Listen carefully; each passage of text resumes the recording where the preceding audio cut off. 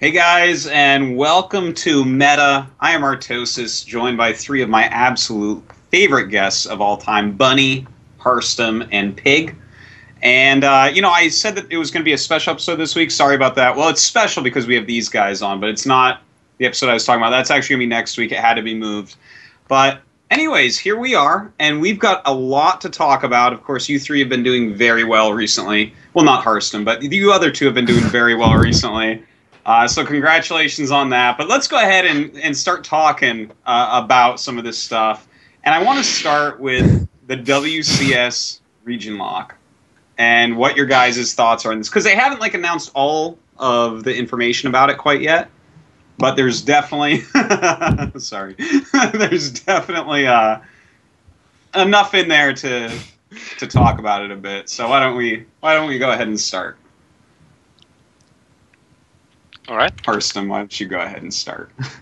The region lock, right? So yeah. I think for EU, it won't change that much, to be honest. The only two players that I think were Son and MMA didn't really live here. All the others had MVP, but MVP isn't in anymore anyway, is he? He's not in Premier. Yeah. So he lost tomorrow in Challenger. Yeah, exactly. I think it's way too hard to play from Korea to EU as well. Son keeps on making it work for some weird reason, but I have no idea how. Because I played some tournament on Korea the other day and went complete shit because it's really, really difficult. You have so much lag.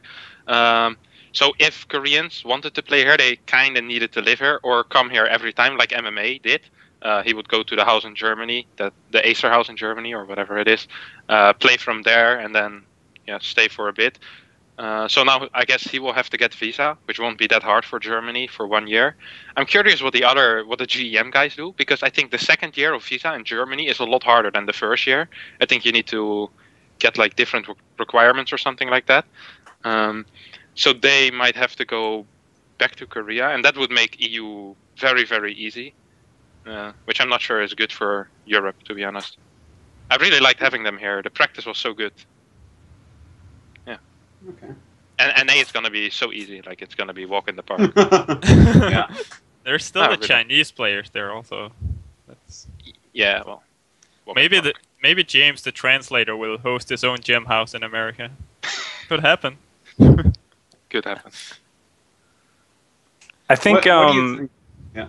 I was just gonna go on terms of America and thinking about how a lot of people are really worried about. Obviously, players retiring, all the fan favorites who are kind of over there in WCS America. And I remember when I first heard the announcement, I woke up, first thing I saw on my phone, it was all over Twitter and everything, and I was like, oh shit. And the first thing that popped into my mind was, oh man, that's gonna totally disrupt so many Koreans' current situations. And I thought oh, maybe OSL's coming back, or there's gonna be some extra league in Korea, and that's why they're kind of gonna be fine justifying this move. But then I was actually talking to a few people, and they actually added up that I think there's only about one or two players in Europe will have to move overseas, and there's only about 10, I think, in WCS America who are in Premier, who aren't already living there. So I kind of had this idea in my mind that there'd be 40 pro gamers who are Korean ones who are oh no, we're all kind of displaced and forced to either go back to Korea or something. But when I thought about it, it wasn't actually as many players that will have to kind of move around as I'd originally thought. So I think the move is actually, pretty cool. And I think it's kind of something none of us expected. I don't know about you guys, but I thought there was no way they were going to reset the entire system. I thought that just wasn't even on the books. I thought we were going to see more of this semi-region lock. We're going to just slowly filter out 2 Koreans a season or a year and do it that way. But yeah, did you guys actually see this coming at all? Yeah. I think someone told me 1.5 months ago that there was going to be something like this. It's kind of been floating around, I think. Yeah, it's been floating around for a long time, but I think it's okay, but it just makes the practice if we talk just Europe, it's just gonna make the practice a lot worse if there won't be a lot of Koreans anymore. Yeah. Because now MMA would fly over every time. He would be here to help us for some time. So for Europe, I don't really think it was necessary, because if they want to play in Europe, they already had to move here for a certain period of time. For NA, well, man, I'm not too sure what I think of it.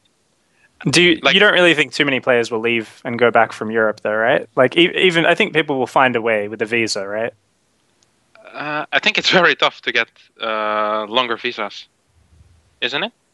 I don't really know the technical stuff about the visas, but I don't think it would impact too much. I'd imagine a lot of the people still living here are gonna stay, but I don't know. Okay.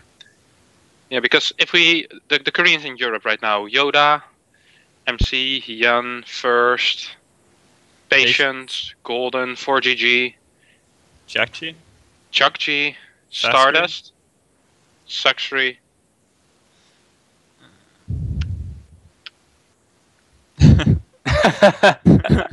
All right. I think that's about it.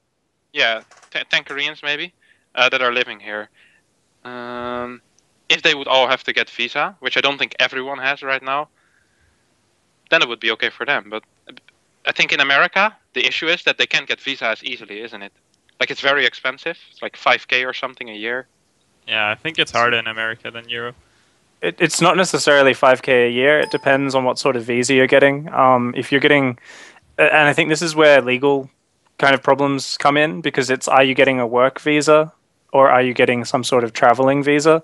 Because I think if you're getting a work visa, My webcam messed up again. yeah, if you're getting a work visa, surely there's like a lot more, I guess, red tape in terms of it. Like, I know Rotterdam was saying, it costs a lot of money, can take a lot of time, but potentially you could just, be on some sort of traveling visa or something like that, because it's not like you're actually working at a job while you're there. I don't even understand the legalities involved. I think you actually have to have residence. So, like, a traveling visa shouldn't be able to do it for you. Because, so many of the countries in the world nowadays, like, you just get a traveling visa for free. Like, you don't even need to apply for one a lot of the time. So I'm pretty sure that they need to actually have a visa which gives residence, which would be something like a work visa or, maybe a educational visa, something like that. Right. I think, I guess it depends which country you're from as well. Like, I know from Australia, it would be pretty easy to get something which would give me technical residence in America, and it wouldn't cost me anything other than standard visa fees, so a couple $100. And I could probably get that for the first year very easily. After that, it becomes a lot more complicated, though, which I'm guessing is, the same thing Harstem was talking about with Germany as well. But I guess none of us really know the details of what's going to happen there, so it's really hard to just speculate. But generally, going back to the reason for the move, something which I was thinking about in terms of why this is good and why does it make me happy as a spectator and a player, was just the idea of, I think the storylines got very diluted, especially in WCS America. I think we're all aware that, it was this kind of melting box, and there was a few recurring characters which I think people really came to like Tood Ming and Jim, some of the Chinese players who did really well, some of the Korean players as well. But there was also quite a few kind of new faces popping up, only appearing for these tournaments and then kind of disappearing as well. Like, in between WCS seasons, if someone like Jim kind of fell out of the top 16 of Premier, everyone kind of forgot he existed in terms of the American scene. So it was kind of really weird having this system where you'd occasionally have someone like a Pig Baby come over, they'd just like win the tournament and they disappear back home. I think it just kind of, it made the league seem less important, and I think it kind of watered down the storylines there, because you'd have players come in, win it, and then kind of disappear. I kind of just kept always thinking of, like, imagine if you're watching like the US Open in tennis, and then like Federer can play for some reason, and like he just like wins, and it kind of just makes it look silly because you've taken someone who's not traditionally part of that competition and put him in there, but in no other way are they part of that circuit. So they're not in the rest of the competitions involved. Like, it's kind of a bit complicated. I'm not sure if I'm being exactly clear, but I felt like it just watered down the storylines a lot. So I think if you're forcing players to move over, they become adopted by the region a lot more. You get your Pults, your Violets, where everyone's very happy to watch them and follow their storylines. And in Europe, the same things happened this year. Hyun, MC, and everyone you were talking about, Golden, Patience, Stardust, they've all become kind of core people in the European scene. So it doesn't feel like it's a sudden disruption to the storyline anymore. So I think if it can help consolidate the American storyline a lot better, then I'm all for that.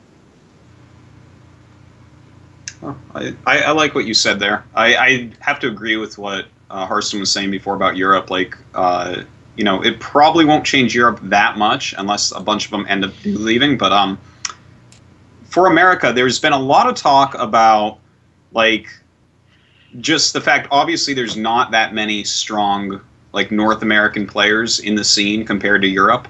So there's been, like, a lot of talk about that. But, like, Australians can always just play in it, right? And Chinese and stuff like that. So what is this going to do, do you guys think, for the North American scene? Are we going to see people come out of retirement? Are we going to see, like, lots more good players rise up, kind of like we see in Europe? Or what is WCS NA going to end up being? I think it's going to be really motivating for the younger players, right? There will be more space for that, the Ariums, there's so many guys, and I can't even name them all because I don't get to see them that often because they're always knocked out by Koreans in Challenger or in the qualifiers and stuff. But there's a lot of these young American players who they're going to have more space to grow. And I don't think it's going to be that quick. It takes a long time for people, when they've got the motivation to improve, the practice, the tournaments to play in. But I think by the end of 2015, the start of 2016, we will see a big boost in the American scene, just in terms of the skill level and the players, how much time they're investing into the game. Yeah, I think so too. It seems like there's a lot of people getting a bit motivated again. Something a bit weird about the American region is the way the ladder works, where there's almost nobody who plays on the North American ladder that's actually good. Like everyone, all the good North Americans even play on Europe or Korea. So it's kind of like, would it actually be beneficial to even have Koreans living in America if everyone is not going to be playing on the server anyway? So yeah, I think Americans just need some more motivations because like they have the right tools to practice. I was in America here for Toronto and Detroit, and you can play on Europe like just fine from America, most places at least. So I think they just need some motivation to play, and I think the region will be good for that. Do you think they should put in a number of games per season? This is something which has been talked about a bit recently, where as a requirement to be in WCS, you should actually be playing more regularly. Like the old wild card, 200 wins, something like that. Do you guys think that's something which could be put in with this system? I think it would be really healthy. Yeah, it would be nice. Of course, you wouldn't be allowed to play those games on a barcode. Yeah, I guess. Because now what happened with the wildcard is that most people just played on the barcode and changed the last moment their barcode to their real account and then played from that account. At least. That's what I did. Yeah, that's what I did as well. I was pretty annoyed. I lost my barcode. I had to get a new barcode. It's like $40 now. If you get into Challenger or Premier, you can get like 10 of those accounts, man. Just win your money back. Yeah, I think it's good to have a healthy ladder environment, but it feels like that would just kind of put a handicap on the people, on like the American players, because I feel like they really need to play with either Europeans or Koreans right now, as they're just not a lot of very good American players. So you would have like they would just be playing with each other and never really getting better because they don't learn. I don't know. It would be good for Europe. It would be good for Korea. I don't think it would really matter, except that the ladder would look a bit more fun without all the barcodes. But I think for America it wouldn't be too helpful, actually. Yeah, do you actually need the North American ladder? Does that even need to exist? Like, I understand North America as a region because even back in StarCraft 1, there was no place that North Americans went. Like, we had fine ping to Europe and we had fine ping to Korea, so you would play with one or both of those, So I feel like that, as you said, Harstem, like, I don't see any reason why the North Americans need to necessarily practice together on the North American server when they can obviously get much better practice. If you're on the East Coast, probably you're going to play more in Europe.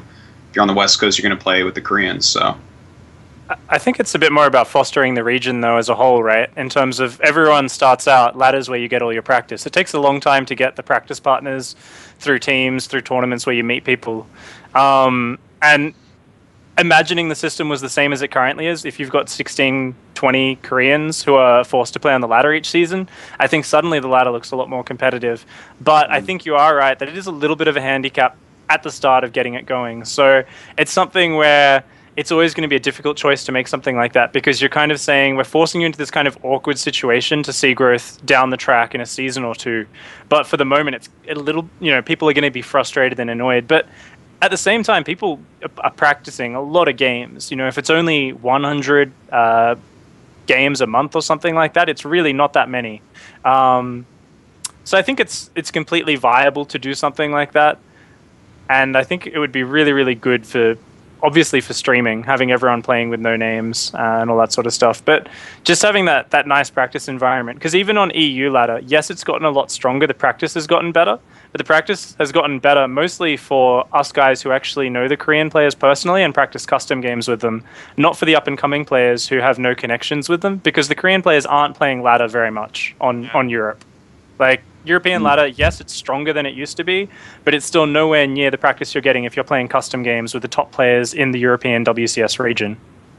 I kind of get the feelings that the Koreans on WCS Europe were playing a lot of ladder right at the start, and then eventually they started playing more custom games with each other and with foreigners and stuff, so they are not playing too much ladder. There's still some guys like First, it seems, plays a lot. Yeah. Okay. Any other thoughts on the WCS region lock and what we've learned so far? Not really. It's kind of hard to predict, right? Because we don't have we don't have as we need yet.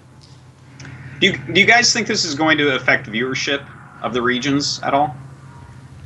And initially, I don't think too much, unless we see someone come out of retirement. Okay. So you think it could get better, but it won't get worse? Yeah, I don't think it could will get too much worse. Worse? Really? I think Korea will get better because, all the big boys are coming back home, the fan favorites. I think NA will be better as well. It already was the worst region. Like, I don't think they could get much lower in viewer numbers anyway. So it probably must go up, right? They kind of hit their low and now, pop, it's going up.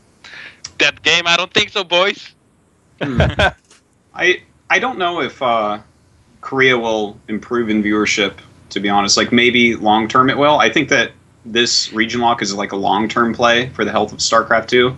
Put a lot of thought into it, and I think a lot of the people who are coming back to Korea absolutely are not going to get into Code S or something like that. They're going to have to practice for a while. I don't think that, some of them, like, I wouldn't be surprised if like Tasia just came over and popped right into Code S or something, but I don't think that we're going to see someone like, let's say, a Nesty or an MVP have as easy a journey to get in there. They definitely are not the same level as the players we're watching right now. Also for WCS NA, I think it's going to get worse before it gets better. Right now you tune into that and you get to see like Jaedong and Hyun and stuff. And you'll still see like some of these names. I'm not sure which ones are deciding to stay and which ones are going to go back to Korea, but I don't know. I feel like it's going to be... It's going to have a pretty significant drop in skill at first. So I'm guessing that, what's going to have to happen is new storylines are going to have to be developed by, like Rotterdam and Nathanius are going to have their work cut out for them, finding out, like, who are these people? How do we make stories of these people? Who's going to be regular? And I think it has to stabilize a bit. That's my take on it, though. I think that's probably right. I don't think it'll go down too much, but there'll definitely be a lot of people complaining. Like Twitch chat is going to be pretty amusing. There's going to be some interesting comments about the skill level at first, but it's Twitch chat. We don't need to listen to that too much, unless it's the awesome Twitch chat on this stream, which is, I'm sure, much nicer. Well, that's just because we don't have a lot of viewers. It's directly proportional to that. All right. Okay, I guess that's good for the WCS region lock stuff. Let's go ahead and just talk about a few of these tournaments that are going on kind of right now or just finished up, just real quick before we get into the strategy. And first, let's go ahead and just have a quick little chat about IEM Toronto. It was a pretty awesome event. Flash is pretty good, huh, guys? Strong player? Oh, yeah. Yeah. What was your guys' favorite match from the weekend? Let me check real quick, yeah. Yeah. I think I liked when Flash decided to play TVP in every TVZ and just fucking kill Zergs.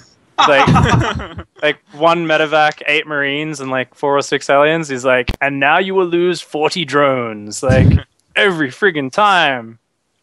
That was kind of cool to watch.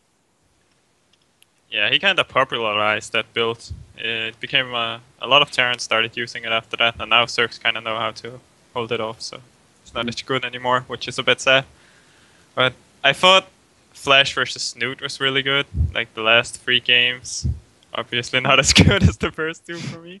But yeah, I also thought Flash versus, I don't know. Every match Flash played was really cool, to be honest. Except for Flash MC. That series was kind of the first one. Well, the Void Rays, man. Like Void Rays? No, the Overgrowth game is what bothered me a lot. Oh, the Immortal High Templar charge lock game? What was this opening?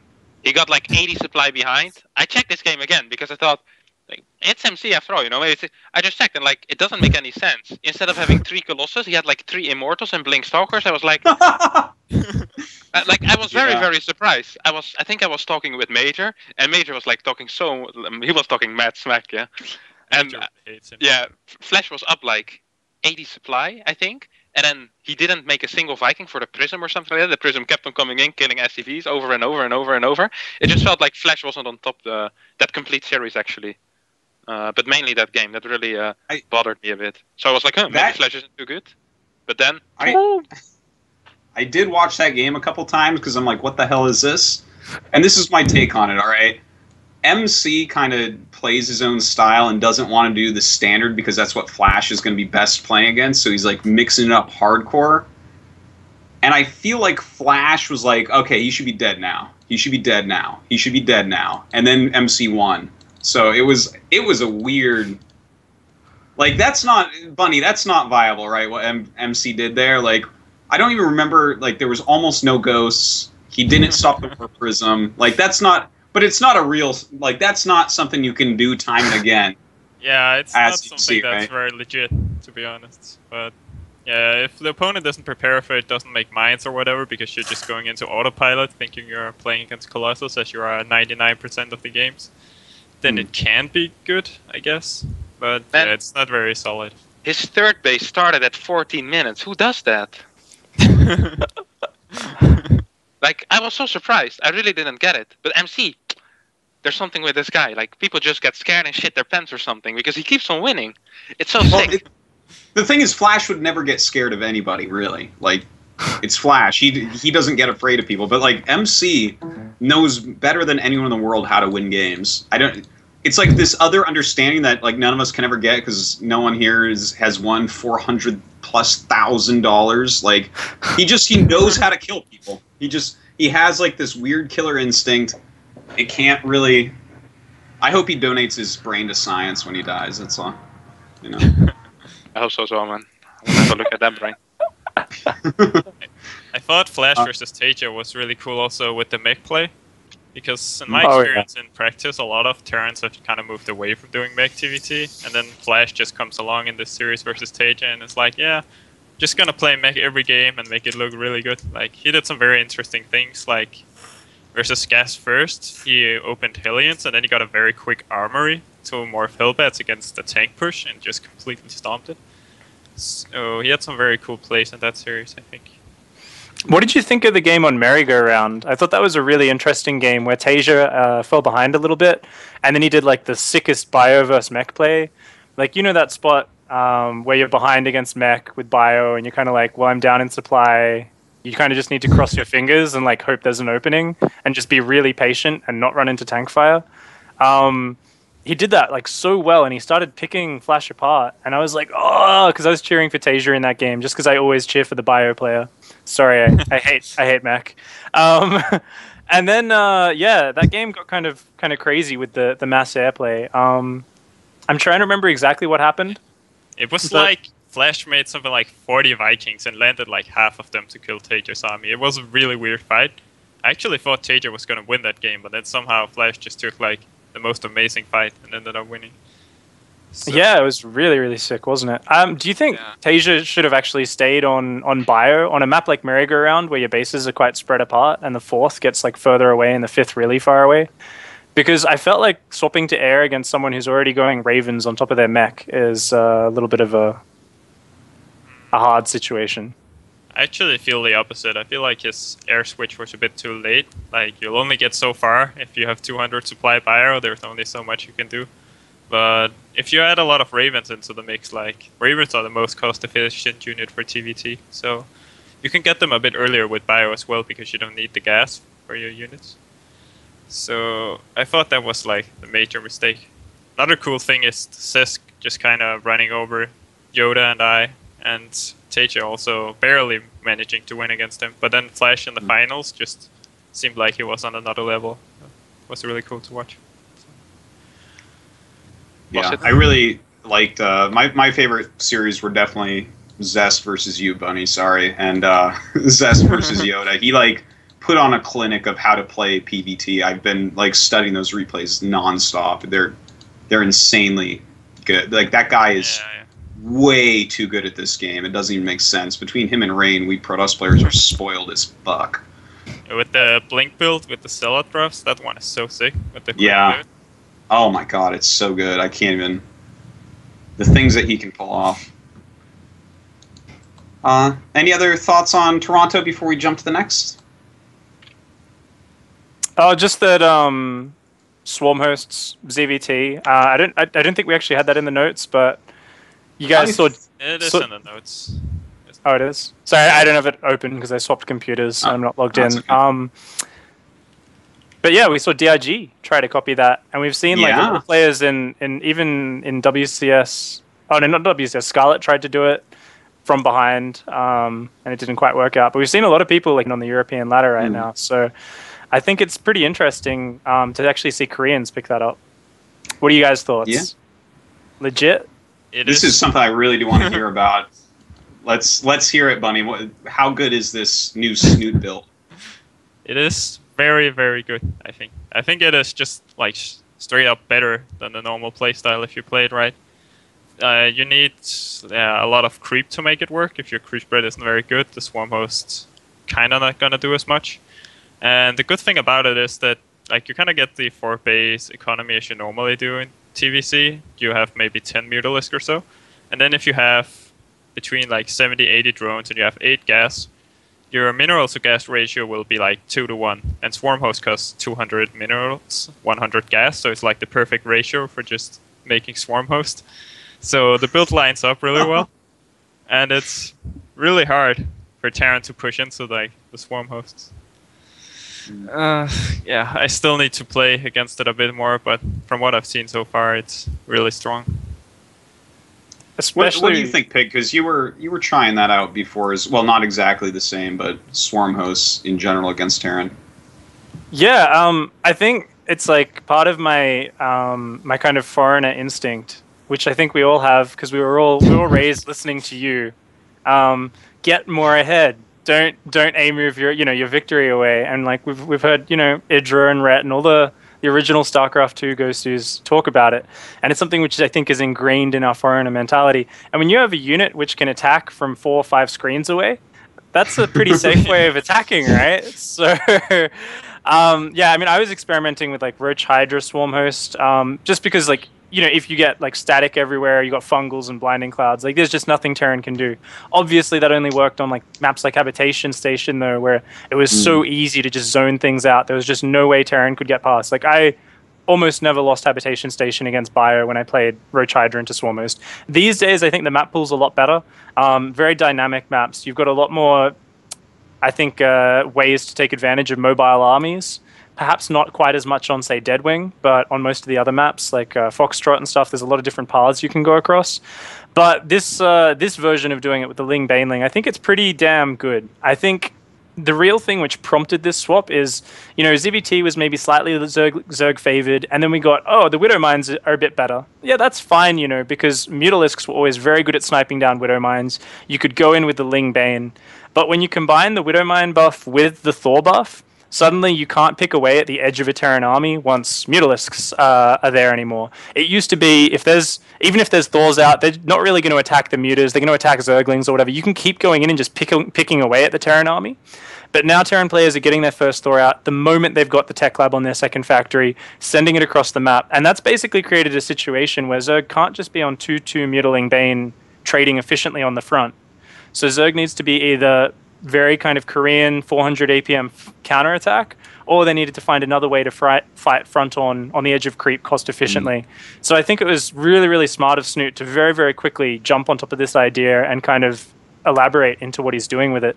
I think it's definitely something which, as always with Swarmhost, it's so focused around your creep spread, and there definitely is a little bit of a weak point around when it's transitioning, but it's not very figured out yet, and I think if it catches on in the Korean scene, that's what I'm really excited to see, because when you've got this host of just amazing Terran players all going up against this style, I think it's so based on like slight mechanics in terms of counterattacking and denying creep that it's so hard to just say in theory this is completely legitimate or this is completely bad.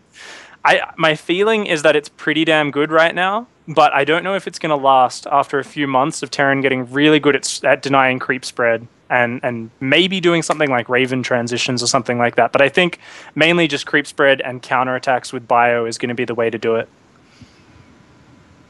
I would agree, theoretically. Would you think so, Bunny? Or? I'm not really sure if there's like a solution to it. I would love it if there was. So I'm really looking forward to see what the Koreans can do. I feel a little bit lost right now versus it, I must admit. So plan for TVC right for me right now is just kill them before they get to the Swarm host, pretty much. So yeah, and it's very excruciatingly painful to play against the Swarm host, I must say. So I'm experiencing what Protoss players have experienced for quite a while now, I guess. There goes my webcam again. Oh, okay. Yeah, I think it's really good. And Snoot said the same thing about the like Mutalink Banelink, that if you want to make it work, you have to do counterattacks and stuff. And if the Terran is very good at defending, then it gets kind of hard, because the Mutalink Banelink is not as good at fighting straight up anymore. So that's kind of why he plays Swarmhost now. It's a very man-Zerg type of style. Anything else you guys have to say about that type of strategy before we move on?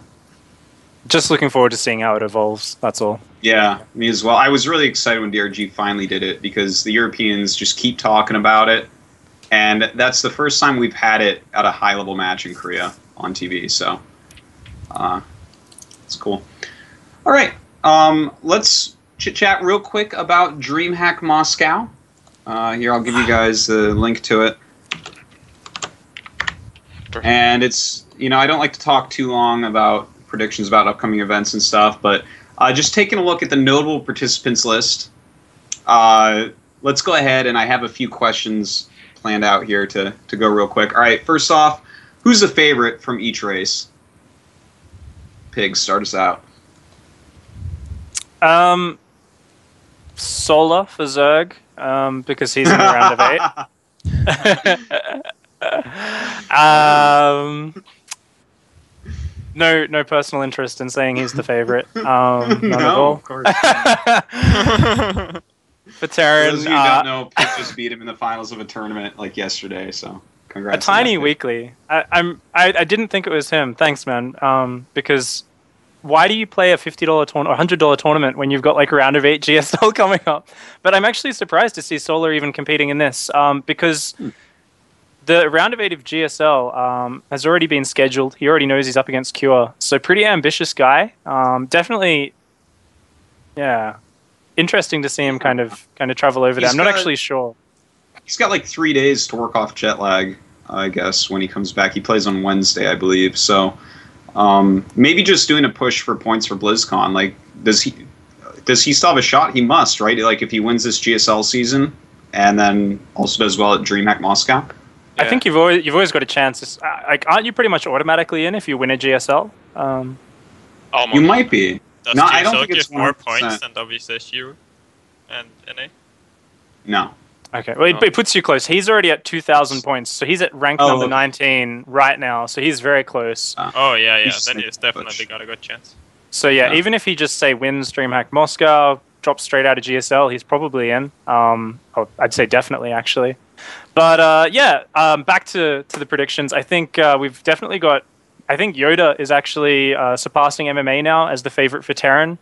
Yoda's shown some really good performances recently. I think...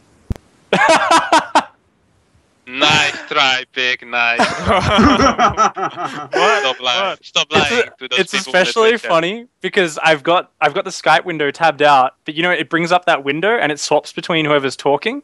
So it just swapped from Dan's face to Harstem's head just like shaking suddenly. And I'm like, whoa, I feel the disapproval, man. I feel the disapproval. Okay, go. And for Protoss, we're going to see Elfie as the favorite. No. I think I think Deer might do really well, but Stork, I don't actually think will do as well as people will expect him to. So I'm just going to put my bets on Deer for kind of bringing that one home. Yeah. Okay. Deer, MMA, and I guess Solar. I would like it to be Golden though, because it's going to be one of his last tournaments that he plays before he goes to the army. He only has WCS EU and this tournament, so it would be nice if he could do well in one of those. As a nice goodbye. Yeah, that'd be pretty. I do have to agree with you with MMA over Yoda. Was not as impressed with Yoda from IM Toronto. That's what Yeah. smart people choose. That's what smart people choose. Bunny, how about you? What's your favorite from each? For Zerg, I think I'd have to go for Life. I was really impressed with the way he played at IM Toronto. And there's not like that many, like the best of the absolute best at this tournament. And if there's one thing Life is good at, it's at like beating players who are worse than him or what. Like. And for Terran, I guess Yoda. He's been doing well recently. MMA is always kind of solid, but Yoda has been doing a bit better recently, I think. I also think Cass is getting a bit better as well, but not quite on that level yet. And for Protoss, I'd have to say Deer, clearly. I think Deer still has the potential to be the best Protoss in the world, but maybe now that he's back on the KESPA team, we'll see him get back to where he once was. Cool. Actually, you swayed me. I'm going to have to switch to Life as well for Zerg. He's like really good at these events, and Solar hasn't. Well, I mean, I guess Solar did well at Shenzhen, but I'll go with Life too. All right. How about which foreigner will do the best here? Pig, which foreigner? It's a tricky one. I think I'm gonna, because there's a lot of Zergs, I think Targa. Because his Zerg vs Zerg's looking really good. Oh, obviously Snoot's in the lineup though. So Snoot has got to be getting tired from travel. I think he's still in a good mindset from what I've heard from him and stuff. Still really focused. He's been playing so well and raking in the money while he's at it. So I think Targa is going to be the big surprise who might just clear a swathe through like 4 or 5 really top level Zergs. But Snoot's definitely going to have a solid performance. Maybe won't go quite as deep though. Okay. How about you, Arson? I have no idea, man. I think Snoot is just like Snoot and Targa, I would say. I would like Freyr though. My man Freyr just came back and Oh, cool. making the fist. He's really talented, actually. And Yeah, he's talented, yeah. but he never used his talent because he mainly proxy one gated on the ladder and then went back to poker. So he's a very nice guy. I hope he does well. Like I really Alright. would be nice, but I don't think so. He's only be playing so little. So I would say Snoot and Targa, my 2 foreigner picks for sure. Okay. I'd probably have to go with Snoot and Targa as well. Although Snoot has like a busy schedule. He was like with me in America. We went to Detroit and then we went to Toronto a few days later, and then he went home for 1 day, and then he went to China the day after. Oh then my he's- god. Yeah. Oh, and then that's the he's- most terrible thing I ever heard. Yeah. So it's like 16 hours of travel or 20 hours of travel home or what, and then straight to China afterwards. And now he's going home in a rush to get his Russian visa so he can go to this tournament. So he might be a bit exhausted. So yeah, not sure how he'll do this tournament. Yeah. Hope he'll After still- hearing that, I'll go with Targa. That's too much travel. That shit will fry your brain. All right, who's the underdog here for you guys? Bunny, you first. Who's the guy that's gonna like outperform what everyone thinks?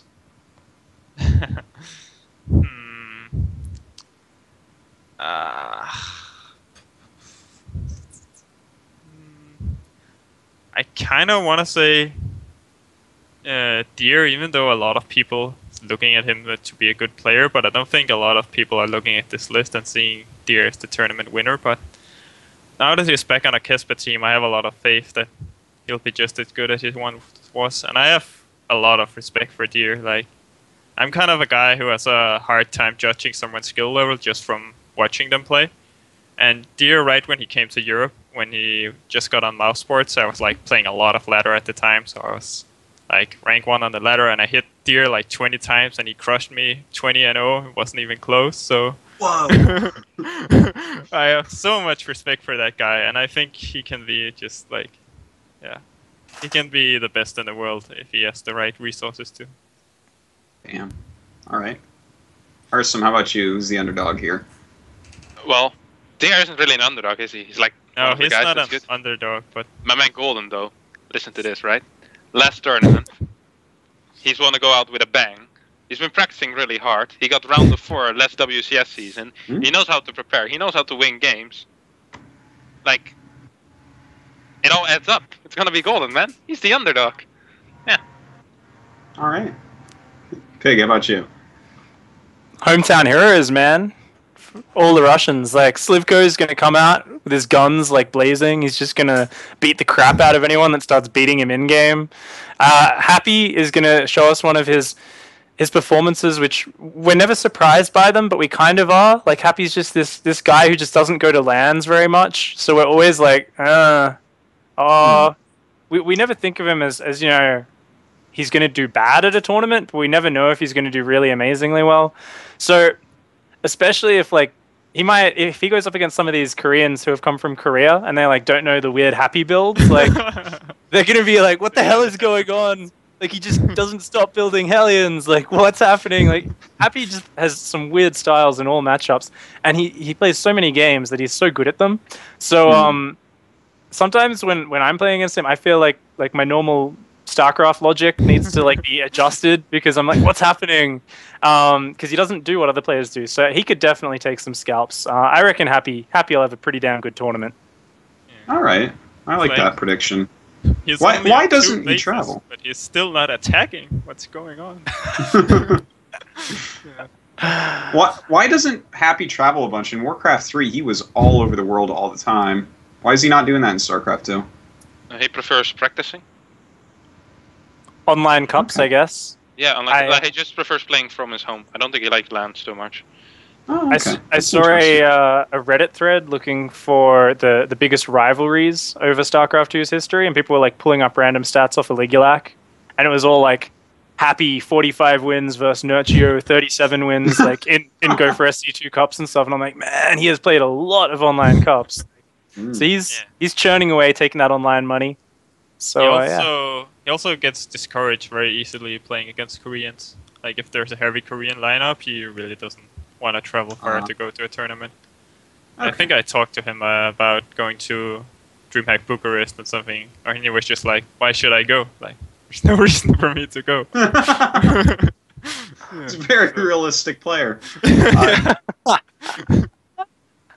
Does he just live right in Moscow, or does he live in a different Russian city? Does anyone know? No idea. No I'm idea. not sure.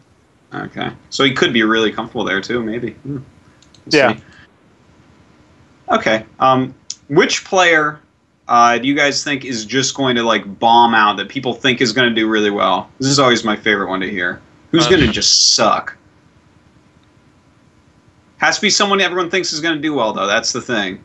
You have to break some fan hearts right now. Who is it going to be? You want to say Stork as well, don't you, Pig? yeah. Say Stark as well. Can I pick one for like each race? Sure. Why not? Destroy all your friendships, buddy. I just want to crap on all the Big fans. bringing No, the bulldozer. I think Stork is like really good at preparing for Pro League. and some stuff, but he might struggle with so many strong players in this kind of non-stop game lineup. But I also think, and I hate to say it because I learned so much from watching him play, and he's like a player I look up to, but Hyun, I don't think Hyun is going to have an amazing tournament. But every time I've said that in the past, he's surprised me. So maybe I'm just kind of counter-jinxing him right now, which... Pretty sure he's getting second place here, so... It wouldn't be a foreign tournament without that. Yeah. All right. Harstem, who's going to bomb? I said Stork, man. Stork. Like, I'm sorry. Stork? Like, yeah. I'm not feeling it. Stork's going to do awesome. You guys are just full of it. Bunny, who's going to bomb? Yeah, I'm gonna have to go with Stork as well. Wow. Oh, wow. Yeah. Did you guys see Boong Boongs in the lineup? Yeah. What? I didn't even know he was still around. I thought he retired, yeah. Wow. What? Why in Russia? Maybe it doesn't... He must have gotten a new team that's not announced yet or something. Yeah. It has to be something like that. Like, why? I mean, would this guy fly himself to Russia for this tournament after we haven't seen him for a bit? He has to, like... He must, he probably was in talks like, okay, yeah, get into the tournament. We'll announce you soon. Something like that. That's my guess. Most likely. Okay. He was always a really good player. Like back in 2012, Yeah. he was like always rank 1 GM when I was over there. And that surprises a lot of people because he very rarely, I think, made it to Code S like once or twice. And that was it. But yeah. He was Just like... Go ahead. I was just going to say Boong Boong is the only... Little fun fact for you guys, the only Korean pro gamer that left the army, entered pro game again, and did better than ever before. So that's the only one that's done that. So respect to him for that. But what were you going to say, Bunny? Yeah, I just noticed that True is in this tournament. That makes me so happy. True is so sick. Like, his style of Zerg is very different from everything else. Lots of forward. proxy hatcheries. Yeah, lots of links and bane links. Yeah, lots of counterattacking. Yeah. All right, and the last thing, who is the ultimate winner? Pig, who's the winner? That's an evil question.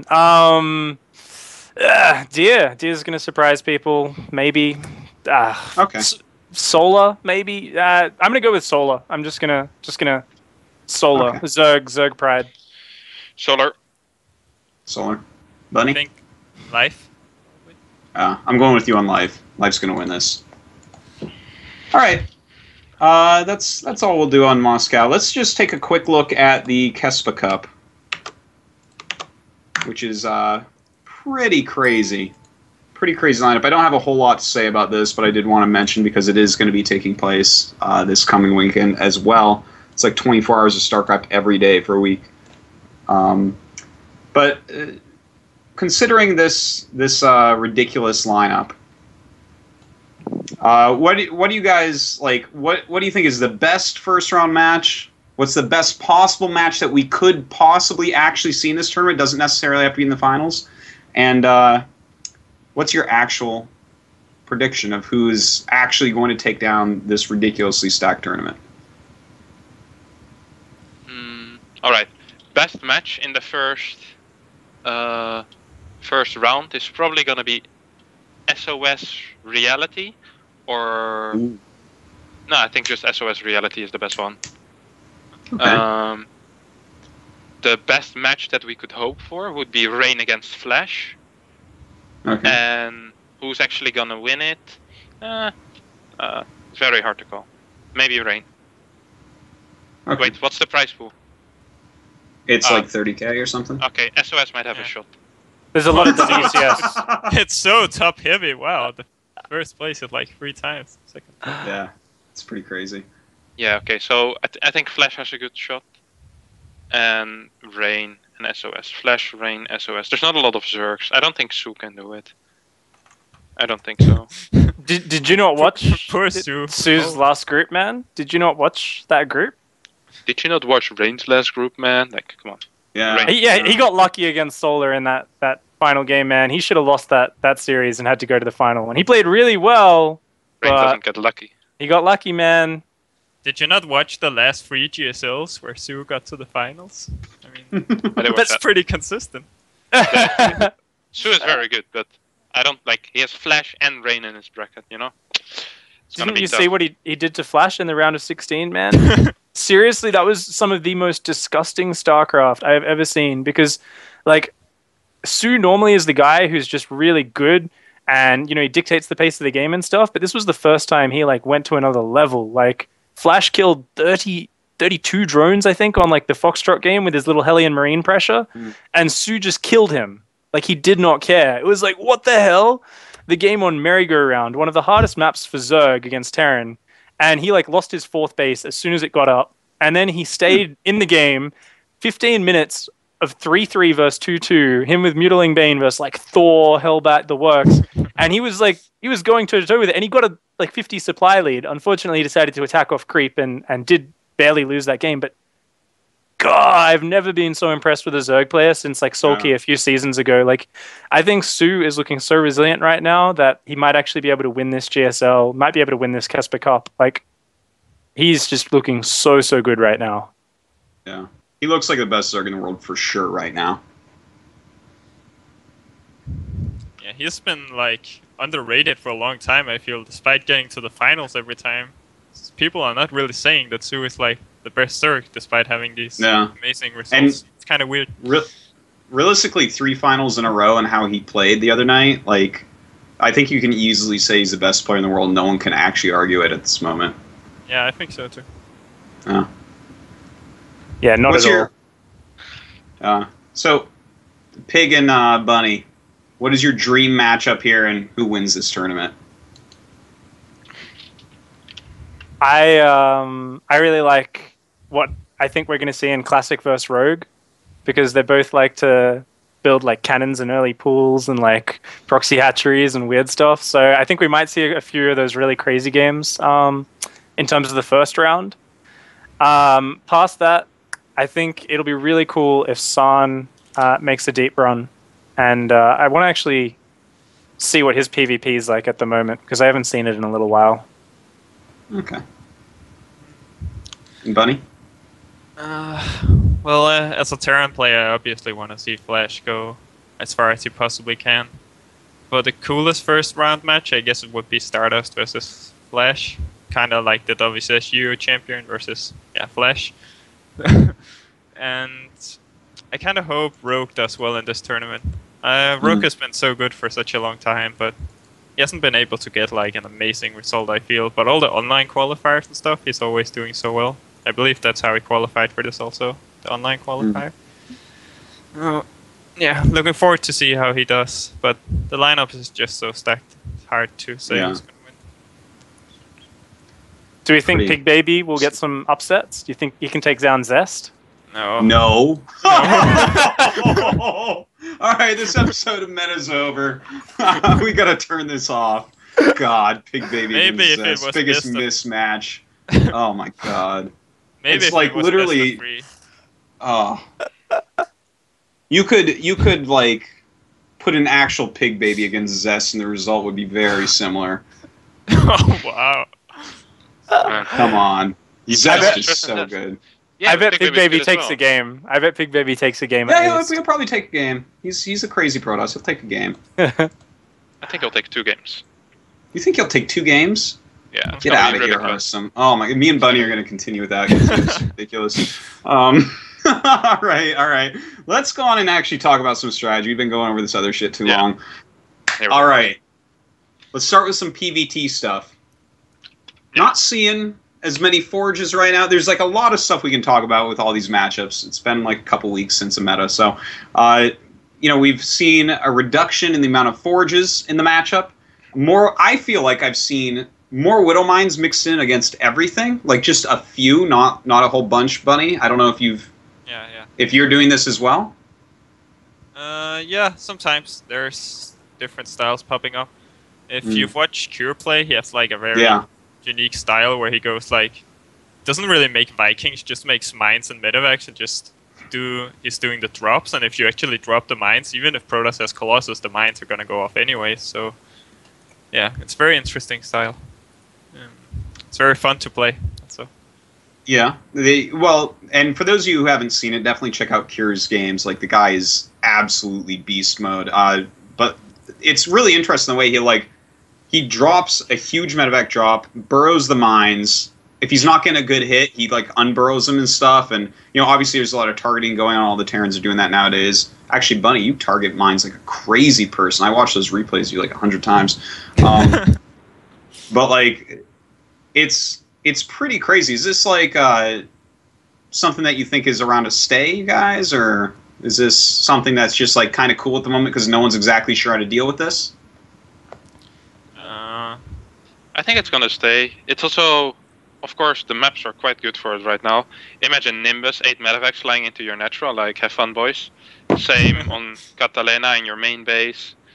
Merry-go-round, it's very difficult to stop drop. So there's like, I already named, I think Foxtrot is quite good for it as well. Like, there's a few maps which are very, and before Terrans always played 4 medevac or 6 medevac or sometimes even only 2 medevac style into some kind of timing push to reset Colossus count or whatever.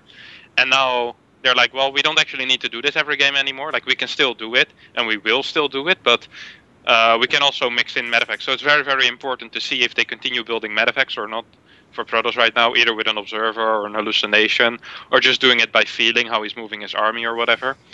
You just have to be a bit more active against it. So I think this style is going to stay as long as the maps are staying the same, like Mary and Nimbus and stuff like that. I think the moment the maps change to something more easily defendable, the styles are going to change. So, yeah. But for now, in this season, and like until we get the next map pool, for sure, yeah, it's going to stay.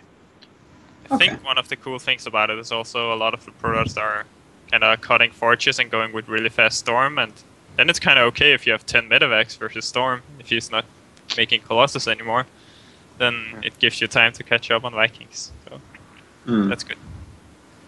Yeah, a lot of people are stopping on 3 Colossus right now. Yeah, 3 Colossus into Immortals. That's the dream, boys. And 1 Forge or no Forges. That's like... Actually, when you go no Forges, you don't get Immortals, because then they suck. Yeah. But otherwise, like... We've seen a lot of Koreans play without Forges, and we've seen not a single Korean play with double Forges, actually, for a long time now. They normally go, especially Zest, 1 Forge, and then once he gets 0-2 or 1-1, he goes up to the double Forge and starts syncing the upgrades to get 3-1 most of the time, or sometimes 2-2. But I think he goes for 3-1 most of the time. Starts adding Immortals, a bunch of gateways, 8 to 10 gateways, and basically just plays with 3 Colossi, 4 or 5 Immortals, Storm, and just controls his army like a god and wins games. Yeah. Bunny knows this very well, actually. I thought I was winning the game on King Sejong after You were, man. You were. You were at a moment. You definitely were. You were winning. Yeah. And actually, the merry-go-round game was very close as well. Like the Colossus just popped out, but I think with the build you did, you don't really need to attack against him because you have better upgrades. Flash just didn't attack and get the upgrades. That's the way you're supposed to do it. But yeah, the attack almost worked. I liked what he did with the build where he like gets the War Prism back for defense, so you can't target the Colossus because there's a War Prism to pick it up. Yeah, like it's very cool. But, you were that was a whole hell of a lot closer to killing him than Yoda was. Just FYI. Like, was it really that painful? I thought you played very, very well on King Sejong. At least, like the merry-go-round was a bit disappointing in the way that it kind of just ended. But even there, you were very close. It didn't feel like he completely rolled you. And King Sejong, even in late game, it seemed to be so extremely close. Even when I watched the replay, like there was even after you had like a push at 13:30 or something like that, where it felt like if you would have just pushed through, you could have straight up win the game. But even after that, like he kind of caught up. You both got on 4 base. I was like, damn, Bunny is bad, like that for sure, because Cess's late game is insane.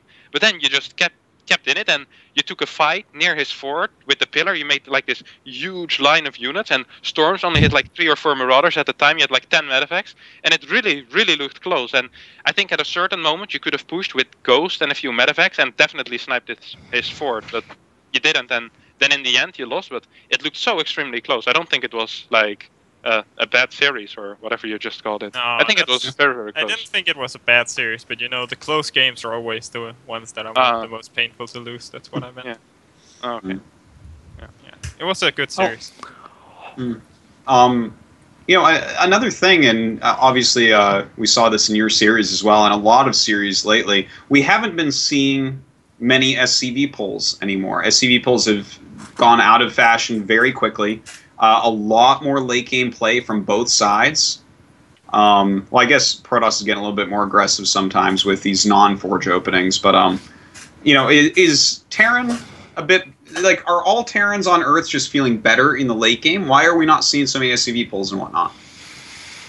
Well, it's because of the no Forge styles. Like, if Protoss gets Storm very quickly, you can't really SCV pull into Storm. Even if you do have free Ghost, it's really hard to kind of EMP everything. So, also SCV pull, it's kind of limited as a strategy. Like, I feel like it has a certain skill cap compared to playing late game. Like, you're kind of putting the game in Protoss' hands sometimes with the SCV pull, because you can, like, scout and have an idea of what Protoss is doing, but you can't 100% tell when they're gonna have Storm and when it's the right time to attack. So it's a very unreliable way to play compared to playing later game, which is, it's okay playing late game if Protoss gets very late upgrades. It helps a bit. Okay. Fair enough. Would you agree with that? Yeah, late game right now, I think it's quite close actually. In WCS EU, which might not be the highest level, so there's going to be a few people whining if I use this example, but first against Yoda, I think Yoda played it very well. On Foxtrot, I think. Very, very patient, maybe sometimes a bit too patient. First is known to be probably one of the best late game PvTers, or at least that's how I know him. He's very, very careful with all his Templar spread, cannons everywhere. But Yoda just kind of dismantled them, planetaries everywhere, lots of CCs, lots of scanning. And if you play very patient as Terran and you're on like 40 SCVs, I think you have a very, very good shot in the late game. But maybe that's just me. Well, how you play it is very hard to play against with the forward cannons and the harassment and stuff. It's very, very frustrating and very strong. I got also, the stuff figured out, man. Yeah, you do. You're actually one of the best people at playing that game with Protoss, I think. Yeah, as long as you don't get too patient and Protoss get the time to get Tempest out and stuff, it's okay. Yeah. When the Tempest come up, yeah, with the Tempest, it's kind of impossible to win a straight-up fight, it feels. Unless you have like a lot of Ravens, which is kind of impossible to get. You know, if you don't believe in the Raven. A couple of weeks ago, everyone was talking about Phoenix Colossus style play. And especially after I saw Cure and the way he was playing, where it just like massive drops everywhere all the time, and we're seeing that, as you were saying, Harstem, a lot of these maps are very good for things like that. But we haven't really seen the Korean Protosses pick up too much more Colossus Phoenix. Like in the last little bit, we really haven't seen any. Is there some of it on Europe? Is there like a reason why we aren't seeing that much? Harstem. All right. Phoenix Colossus isn't actually like, this sounds stupid. I don't think it's really supposed to work as a strategy. But it's a very good way to get a Terran very frustrated and make mistakes. Because in theory, like, all you have to do against Phoenix Colossus is just kind of wait and go for the late game. But as a lot of Terrans aren't that comfortable in the late game, they don't want to go there, even with a advantage. And you have to be so extremely careful with everything. Like, you can't really drop that well. It's always a risk to drop. You have to build turrets everywhere. You lose SCVs against the Phoenix. And after a while, the Terran just goes like, all right, boys, fuck it. I pick everything up, fly to the natural. And then there's like 30 Phoenix with a range up, like, you lose all your medevac. The pro's like, Rip. Wow, he's great. All right, boys, can you hear me again? Yeah. I got interrupted by knocking out my cable. All right. Yeah, so the pros are like, killed all your medevacs, and then he wins the game. So it's a way to get in the late game, I guess. Whether it be a bit behind or a bit ahead. Most of the time, if the Terran plays it perfect, I think the Protoss is always going to be a bit behind going into the late game, especially in upgrades. But on maps like Nimbus, I think we saw Parting do it. And I think it's the only way to play maps like this against in certain positions. Imagine the Terran is top left and the Protoss is bottom left. Then your natural is basically at his third and he just walks there. Yeah, he clears your observer and you're wondering if you should send your complete army to your natural. And then you do it, but you do it 2 seconds too late and you still lose the game. So that's why you play Phoenix Colossus on maps like this, and I guess you can play it on Merry-Go-Round because of this reason as well, or on a map like Catalina, even though it isn't that popular on Catalina. Yeah, but I think we're mainly if we're gonna see it in the future, we're gonna see it on Nimbus for sure. Yeah. I thought one of the most interesting games with Phoenix Colossus was Byung versus someone on Nimbus. I can't quite remember, but Byung went for like, he didn't add on additional barracks. He like made a lot of CCs early and started making double armory upgrades with Force, and it looked really good. Like, yeah. I think it's interesting, like playing with early CCs against Phoenix Colossus instead of trying to attack, as you say. It's probably the best thing. I feel like one thing Phoenix Colossus is really good at is kind of securing an advantage. If you're ahead with that style, it's very hard for Terran to kind of find room to do anything, I feel. Because the army is just... It's not very technical to use, right? You just A-move the Phoenix, A-move the Colossus. And if you have more army, you're gonna win. Like, it's not so technical. You don't even need to A-move the Phoenix, man. They auto-attack. You just right-click. You just move them. That's it. Yeah, and you can't really die to drops, so it's pretty good if you're ahead, but I think in an even game, yeah, late game of Colossus Phoenix is not that strong. Unless you go carriers, and it's Ultra Team. Ultra Team. Actually, definitely the style that Byung used against whoever that Protoss was like pretty awesome. Then also, I felt like when Parting did it, I believe it was against Maru on Nimbus. The way that Maru just auto-built the turrets, like you could tell he had played against it on that map plenty of times and knew exactly what to do. And it was like, I felt for poor Parting, man. When he's like trying to attack up the hill and there's turrets and the Vikings come, he's like, well, I guess I just turn around. This sucks. Yeah, so. The turret push is so good against Colossus Phoenix because the Vikings have so long range. Yeah. Yeah, you can kind of zone them out and get closer to their base. It's a cool way to play. Alright. Well, for PVT, I didn't really have anything else noted. Anything else you guys wanted to bring up about that matchup? No? Really. All good? All right. Let's jump into ZVP for a little bit here. A lot of Speedling openings, Pig. Tell us about this. Man, that's still happening. I just started trying to randomly do some yesterday, actually, against Kevin here. And he got to see how bad they are when the person's hasn't practiced it before and you build a forge and a wall off on a narrow ramp. But I went back and I watched all the VODs in GSL, which I missed, especially Effort's ones, where he was just playing like a madman and looked really, really sick. So after looking at that, I remember you brought this up last time I was on Meta, and I didn't really have that much to say. I was talking more about early pools because I hadn't seen all of the VODs. It's pretty exciting to kind of see them all coming in. I think 14-14 just seems like the best way to get an automatic win versus Nexus first on maps with wide open ramps, merry-go-round, and so on, Foxtrot, that sort of thing. It seems like watching it, like SOS, for instance, one game was defending perfectly against Effort, and I just don't think it was possible for him to win if the Zerg is very good at their multitasking and splitting their lings up and just kind of running circles around the base. So it just seems like the best way to do that, and it transitions really well against, say, a gateway opener as well. So there's a lot of kind of, both sides are afraid of certain things, right? There's a 9 pool can just straight up kill you, so some people are going back to gate openers. 14-14 can still potentially kill the natural against that. It can do really well. There's always a bit of gambling involved on both sides, and I think what Zerg are really starting to take advantage of now is the holes in Protoss vision. Very early on, Protoss doesn't have a lot to scout with. They usually can't get a hallucination particularly fast.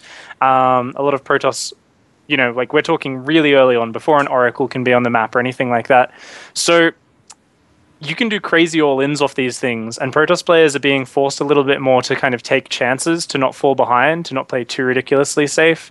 And sometimes they're playing safe and just screwing it up, which we saw when SOS tried to wall off on Deadwing way back in round 52, and his Zealot was just in the wrong position, and the Lings just killed him.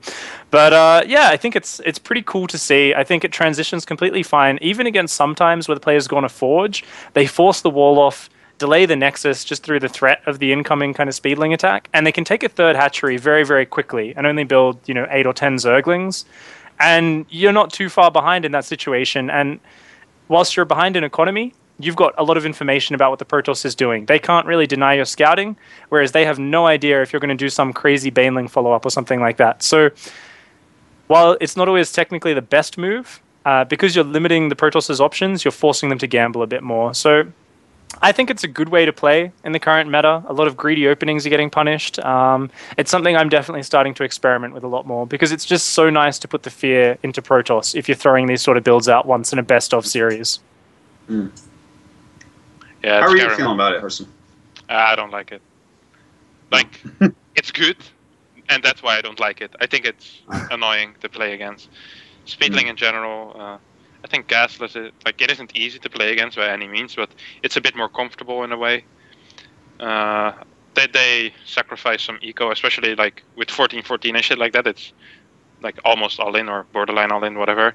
But it's still very scary. Even if you open Forge against a 14-14, you still gotta play it quite careful. Of course, you're gonna be quite a bit ahead, but if you don't play it like perfectly safe, you can still die against stupid shit, like baning all the follow-ups or whatever. Not having a probe on hold position. Not that that ever happened to me. Just like you know, the silly stuff that can kill you, especially in tournaments where you're a bit nervous or whatever. So I think it's quite a good build. In general, I don't really like the early game PvZ too much on bigger maps, like 3-player, 4-player maps, whatever. It feels you have to play Forge to play it safe, and with double scout that like sucks balls against everything. So yeah, I don't know. I'm not a big fan of the bigger maps against Zerg. Gotta gamble a bit. I'm not very good at gambling. I don't like going to the casino. And I don't like playing stupid builds. Is this type of build order rock, paper, scissors that we do see right now in ZVP, is this a good thing for the health of the game, you guys think? Because I mean, yeah, it's exciting, but like, is this a good way to have StarCraft get a little bit of balance? Is the kind of rock, paper, scissors openings that we see in ZVP? I think it's fine, to be honest. Like, it's not a huge deal. The better player is almost always gonna win still. Like, if you're better and like, you can just play it safe if you want to. It's not like there's always a safe opener if you want to play it safe. So it's not like you always have a 10% dying against something. No, that's not it. Like, you always can open safe if you want to. And as long as there is the one safe opener that just puts you a little bit behind against everything except for a certain all-ins, then I think it's like the early game is in a good spot. Okay. I think it's really nice to have a good range of builds in every matchup. So I think it's very healthy for spectators. And I think it does make it more fun to play. You know, Harstem says he's not much of a gambler, and you can see he disapproves. But I've been playing Zerg vs. Zerg since StarCraft 2 came out, man. Like, I've embraced the fucking gamble. Like it's a part of the game, man. Tad July Zerg has a golden mouse in his trophy cabinet. It's the poker element of StarCraft, which I think is one of the most exciting elements, especially for spectators to follow in StarCraft 2. I think even more than in Brood War, especially with good commentary, you, as a spectator, you're much more aware of the sort of risks both sides are taking, the metagaming, the gambling.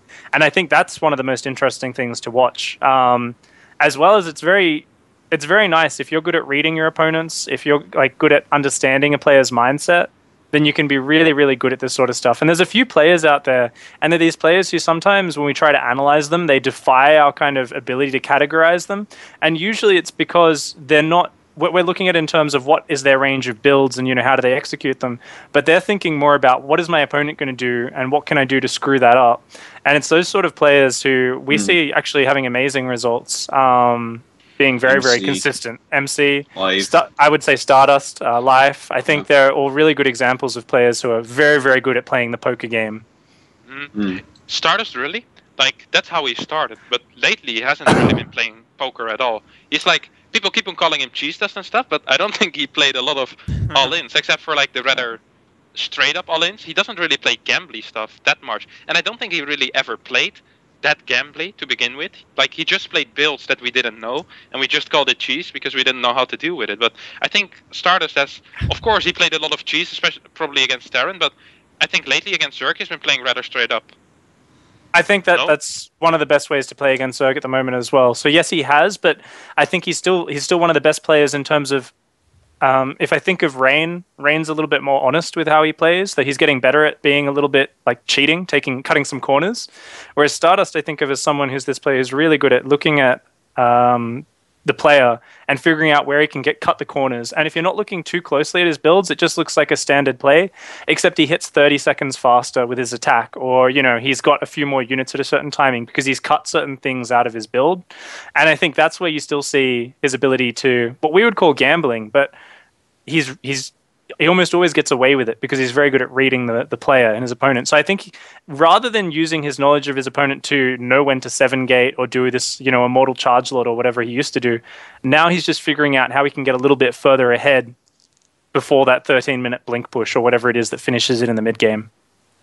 I feel like he changed a lot after he came back from Korea, after he had been at the CJ house, I think it was. After that, at least against Terran, he started playing a lot of longer games, where before that it was almost only all-ins every game. And he got very good at playing the longer games also. So yeah, he's definitely changed recently. And for the better, I'd say. Yeah. I like his play a lot more now. I'm known for not liking cheesy play. When he first popped on the scene was doing well, I was like, I do not care at all about this guy. But I really like his play nowadays. He has a huge range, I think. Okay, and one other thing about ZVP, I feel like we're not seeing much with Stargates right now, and when we are seeing Stargate openers, I feel like they're much less successful than what we were seeing a month or 2 months ago. Yeah, I've never been a big fan of Stargate, man. I don't know what to say. Zesto, he's been playing it a lot for some reason. No, I think at Toronto he played it against live once or twice, maybe 3 times. The game 1 he did it on King Sejong Station, got just wrecked. Yeah, that game he also sacrificed the Colossus and fought from behind his gateway, so we don't count that game. Okay. Like he lost to a Roach Hydra Corruptor, like that. Already in Wings of Liberty, that was bad to lose to, and now in Wings, man, you can't do that. Like you can't lose to stuff like that. It's not allowed. But I think on Deadwing, he kind of beat life rather easy. I think it's very good against like the guys that attack off of 65 or 67 drones. But if you would play Phoenix against Snoot has like 95 drones and 10 queens. They're like, lol, 6 Phoenix, get fucked, brother. He just like transfuses his queens and his overlords. Like you shoot at a drone, he transfuses it because he has so much energy, he doesn't care. Then like 4 infestors pop at 10 minutes because that's how quick Snoot is. Like it's so sick, man. Like it's not fair. It feels like they're cheating against your Phoenix. Like they're playing so greedy. But with Phoenix, you actually can't attack before 10 minutes. So I don't know. There's some all-ins they do with. I'm not a big fan of Stargate play. Let's just put it like that. I think Oracle's still alright though. Yeah. Yeah, it's alright. I think. I feel like we're still seeing at least 60 to 70% Oracle, and then Phoenix is the rest. But yeah, I just feel like overall the Stargates are not popping up quite as often as they were. Yeah, I agree. We saw Rain play completely Stargateless, right, in the round of 16. And I think if Rain abandoned Stargate, then you know that something's wrong with Stargate, because this guy, the first word Rain said wasn't daddy or mommy, it was Phoenix, and he's been playing with those boys for years now. Yeah, when he abandons them, you should probably stop playing them as well, because you're not controlling them half as well as Rain, and your macro isn't even 1/4 as good as Rain. So, I kind of abandoned the Stargate ID quite some time ago. I think Rain it's good you bring him up, because he's the one player who I think of who looks completely solid playing Stargateless like every game as well, because he's so bloody good at base trading when people go mutas. Like it's disgusting, like, because the way he basically balances it, most players go, I don't want to be on the map because I'm macroing up at home. I'm not like committing to non-stop Stalker warp-ins after my Stalker pressure, but Rain is very good at staying on the map. It's something MC and a few other players do very well as well. And he just keeps scouting relentlessly with his hallucinations, and he'll be at the halfway mark, especially on small maps. He's very, very good at it, like on Overgrowth. And the moment he sees it, he splits in 3 and just kills the Zerg base before the Zerg can kill him.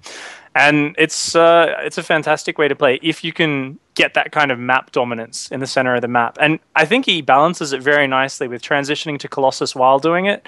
A lot of players like MC will kind of go like 11 gates, non-stop stalkers, and they're like in the middle of the map, and it doesn't really force the Zerg to go into the mutas too quickly or to go to something else. They can kind of stay on Hydras and get out some swarm hosts and festers or whatever. But Rain, he's teching up behind it. He's adding upgrades. So I think it puts a lot of pressure on the Zerg. They're scouting with Overseers. They're like seeing Colossus bays and everything going down. And they're like, I've got to do something. I can't stay on Roach Hydra forever, or I've got to trade my Roachling. But I think it's a very, very nice way to play on small maps. I still think on very large maps, Stargate's very good, whether it be Phoenix or Oracle, because it's a little bit harder to, say on Nimbus, there's a lot of open areas. It's very hard to be in this forward pressuring position constantly with your Stalker, your Blink Stalker ball. So muta swaps, I think, are a lot more dangerous in those sort of situations. Likewise, on Deadwing, you guys would have noticed there's been a lot of times Zerg just pushing up both ramps at the same time with Roach Hydra, and basically just saying we don't care about your wall, because like there's so much ramp space. We can snipe all your wall off down at your third. We can push up your natural, and we're always going to get like a half decent trade and then swap into mutas off it. And that's gotten really, really popular in GSL. So I think on the big maps, it's still very good to go Stargate. Okay. That makes a lot of sense. And about the style you were talking about with Reigns, it's pretty crazy too, because he actually like knows it's coming ahead of time and starts adding cannons. I don't know if you noticed this, Harstem. I know you were watching those replays a lot as well, or those VODs. But I've never seen anyone quite do it like him, because he'll like make a round of stalkers and 2 cannons, and like start his Colossus. So I'm like, this is coming. You don't see enough roaches on this map or something, and then like the mutas pop out, and he has enough cannons that he can like make one of his bases safe. It's like pretty crazy. Guy is insane. Easily best player. He's actually really good. I feel really bad about predicting that he would get owned before the last round in GSL, and then being proven completely wrong. Well, for TVZ, we already kind of talked about that Snoot style a little bit earlier on. That was really what I had for TVZ, and it is getting a bit later, so I think we should jump into the Reddit questions thread. People left a lot of questions this time, so I'll link you guys, and I guess I'll just kind of scroll through and ask some of the highly upvoted ones. So this is where you get to see my 2nd grade reading. All right, so from Loraxis, what's your opinion on realistically addressing the fact that Korea has way too much talent for the amount of tournaments they have? How would they tackle the idea that a lot of Koreans who are more talented than most foreigners are facing mass retirement? I don't think it's that many. Like I was saying at the start of the show, it's less than you think, and it is sad. Like if Nestea retires or something like this, then that's just a sad day for humanity. But is it that many players? And I think it's something where no matter what, people are going to be upset with this region lock move, and because some people are going to be shifted around, some people are going to have to retire.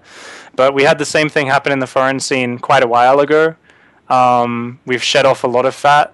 I think the Korean scene also shed off quite a few players. When KESPA swapped over, a few of the teams downsized, a few of the teams disappeared. I think in any sport, there's always more players than there are jobs in any competition, anything, because it's something which people are very passionate about competing. It's an attractive thing to be in. But I think the question was getting at, they're better than foreigners, so how do we feel about them losing their jobs when foreigners don't? And I guess that just comes back to if people want to see local heroes, and if people want to have people in their own language or their own region competing.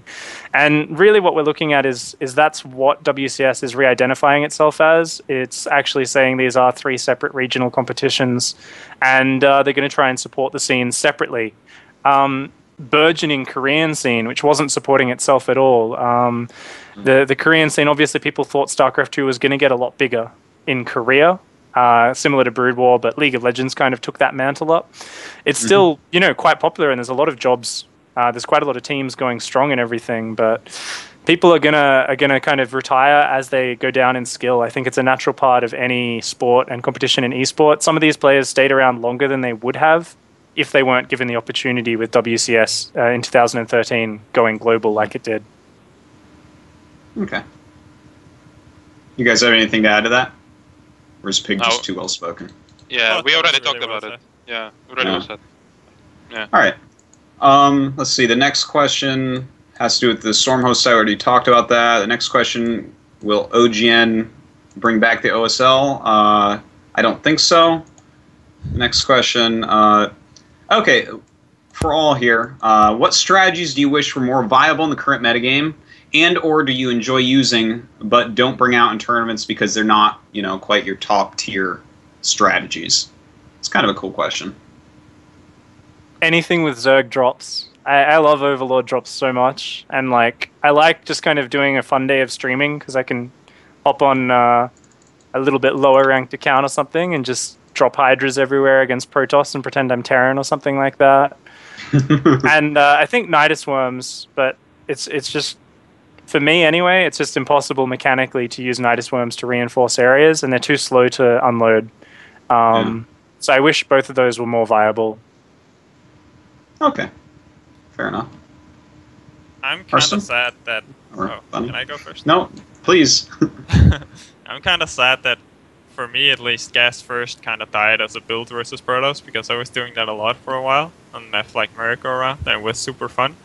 But now April Protoss is just gonna get 3 Stalkers and use Photon Overcharge in the natural, hold in the main, and it doesn't do much most of the time, but I still try, and I lose a lot with it on ladder. So it's a bit sad.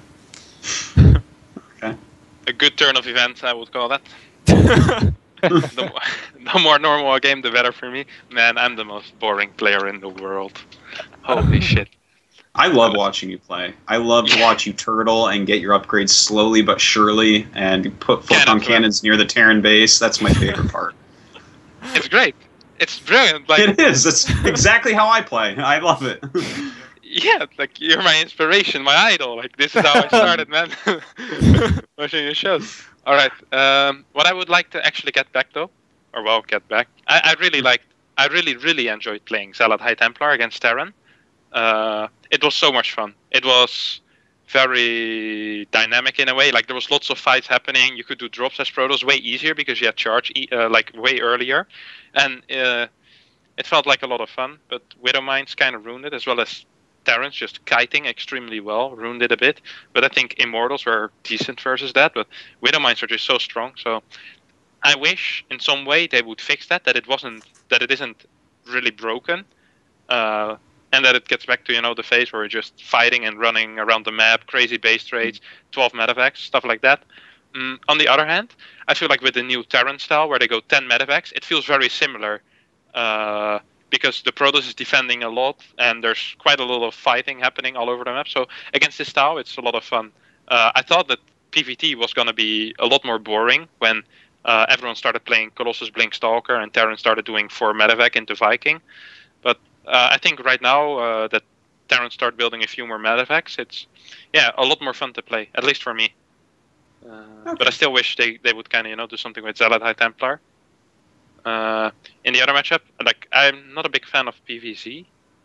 It feels a bit, every time you move out on the map, it feels very all in.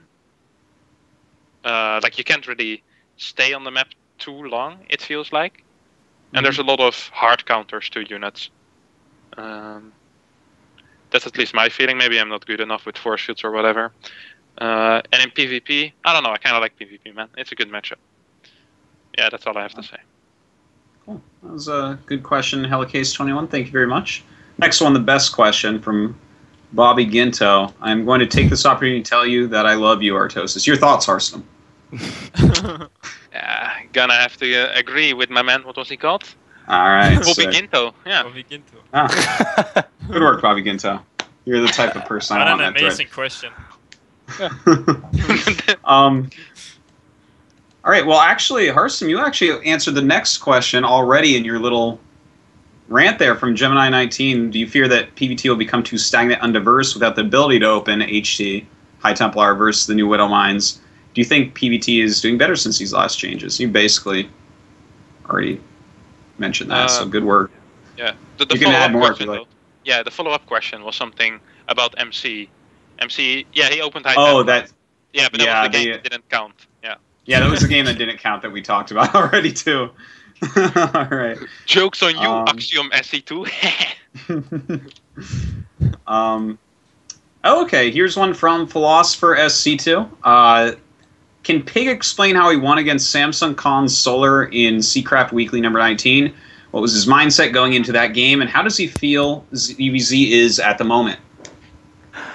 I'm pretty sure Philosopher is the bloke who runs those tournaments, so thanks for that question. It is a pretty awesome tournament. I think whenever you're playing as a player that's better than you, you just need to make sure you play your best. So, like, it's kind of good because it takes pressure off you. So you just kind of say, like, the only way I lose, like, the way I feel bad after this series is if I don't play well. So you just kind of play your best, and you make sure you're willing to take a couple more risks than you might usually to kind of close up any skill gaps. So if I remember those games correctly, the first game I just was going for a carapace build because I had a faster ling speed or whatever, a faster gas. So I figured he's probably not going to attack me. He might have even been going gasless, and he kind of scouted the Evo chamber. So I just kind of canceled the upgrade and Ling Bane all in him, and it was like, well, that worked. Okay, so that's just kind of like standard, take a risk. Like, if he's probably going to hard counter what he's scouted. That's what you do in Zerg vs. Zerg most of the time. Sometimes you can catch people out with that.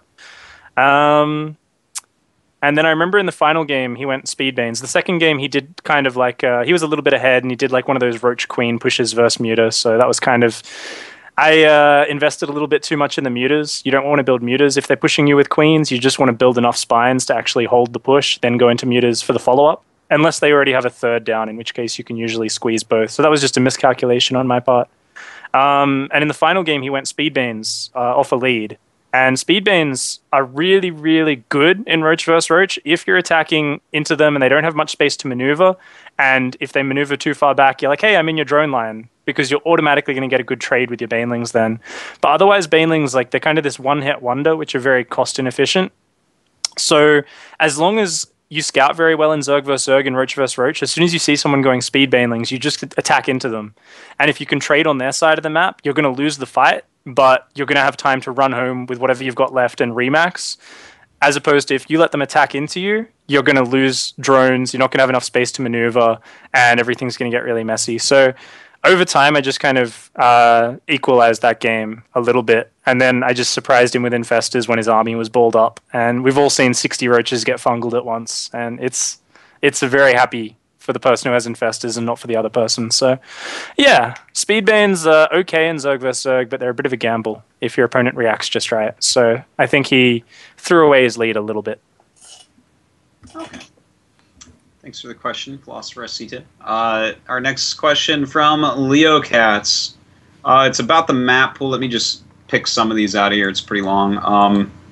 He's heard the current map pool is very Terran favored, and that Protoss might have gotten the short end of the stick. Would you agree with these claims? Yeah. Well, I already knew that. I'm waiting for Bunny, though.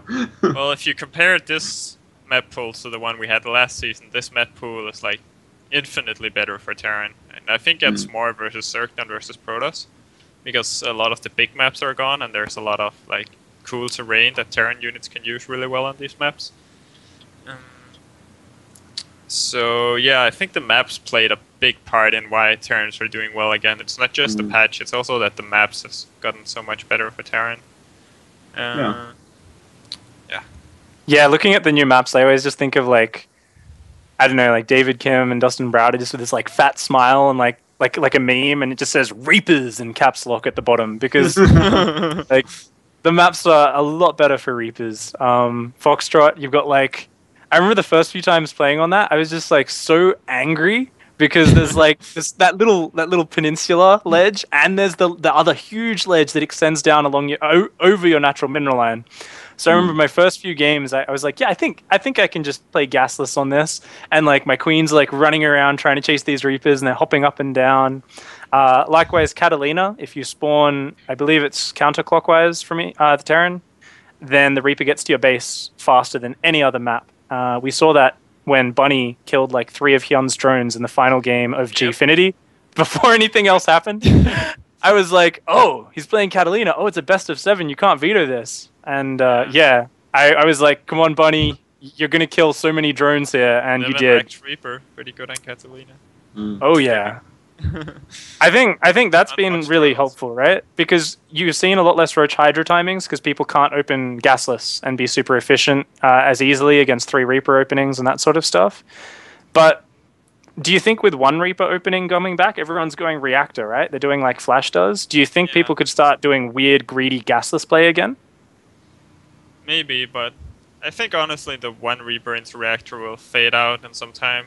It's honestly a bit of a gamble. Like, you know, the 13 pool build that's becoming popular with the 6 circlings.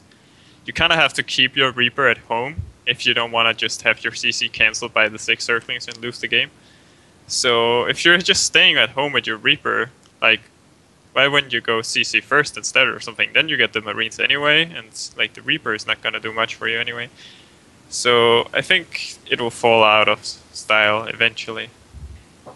Maybe. Okay. Cool. Jump to the next little question this guy has here. Basically, Red Eye tweeted, why not create a super region that combines the NA and EU scenes? Do you guys think that this would increase, decrease, or not affect the skill of the regions overall? Well, it's obviously going to... It's going to make Europe a bit worse and America a bit better, right? Like, kind of thing. Like, if you're joining it together, like, obviously, they're going to kind of end up somewhere in the middle, and then move forward at their own pace. I guess that's working on the idea of a foreign identity, right? Like, hey, we're all the world against Korea, right? So why don't we join into one big region? But I think you really need to take latency into account. And even though you can play cross-server quite easily, like, you don't want to be doing it in tournament situations. Oh, I'm not playing 2NA for WCS. Like, that's not happening, boys. It's in the afternoon it's extremely bad for me. In the evening it's okay, but in the afternoon I can't play for shit.